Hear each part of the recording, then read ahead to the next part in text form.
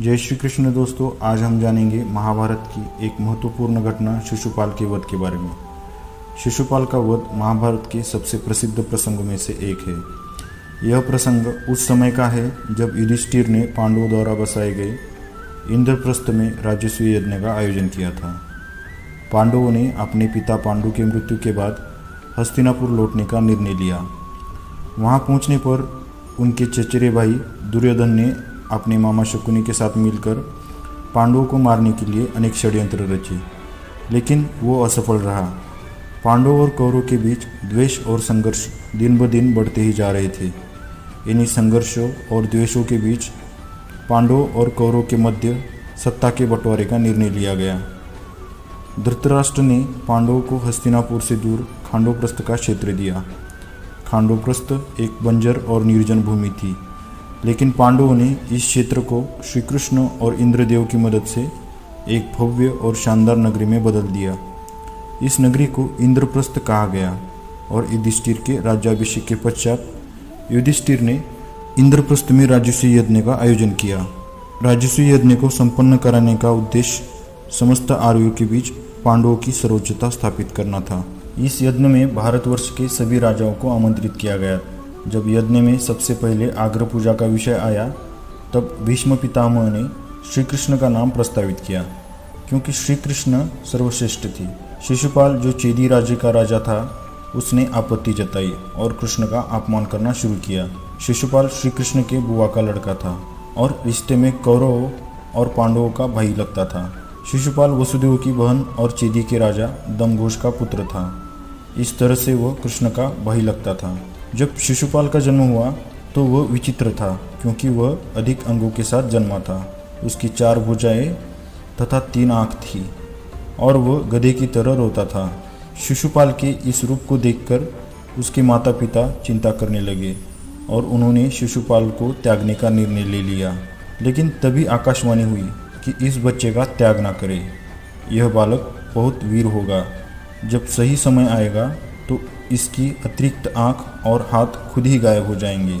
लेकिन इसके साथ यह भी आकाशवाणी हुई, जिस व्यक्ति के गोद में बैठने के बाद इसके आँख और हाथ गायब हो जाएंगे, वही इसका काल बनेगा।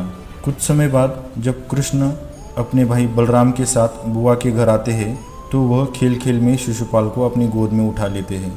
श्री कृष्ण की गोद में जाते ही शिशुपाल के 2 अतिरिक्त हाथ पृथ्वी पर गिर जाते हैं तथा तीसरा नेत्र ललाट में विलीन हो जाता है।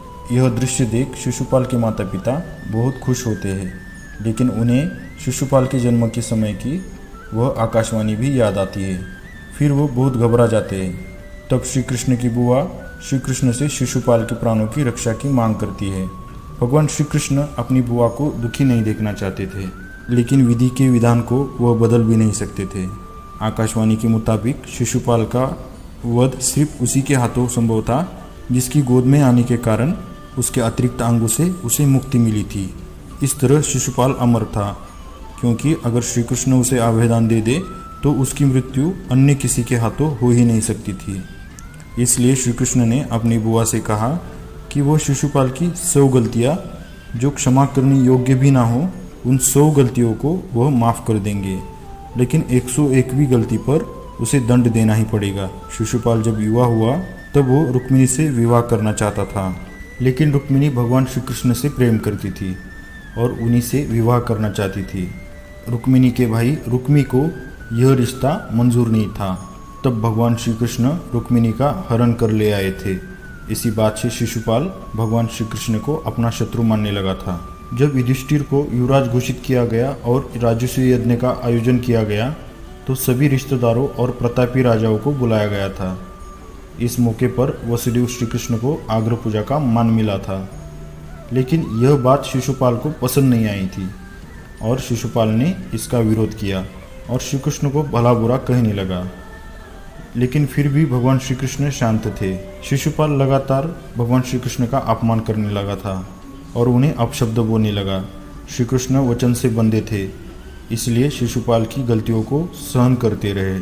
उसने श्री कृष्ण और द्रौपदी के बारे में भी अपशब्द कहे, लेकिन जैसे ही उसके 100 अपराध पूरे होते हैं, तभी भगवान श्री कृष्ण ने अपने सुदर्शन को आदेश दिया और शिशुपाल का सर धड़ से अलग कर दिया। इस प्रकार श्री कृष्ण ने शिशुपाल का वध किया।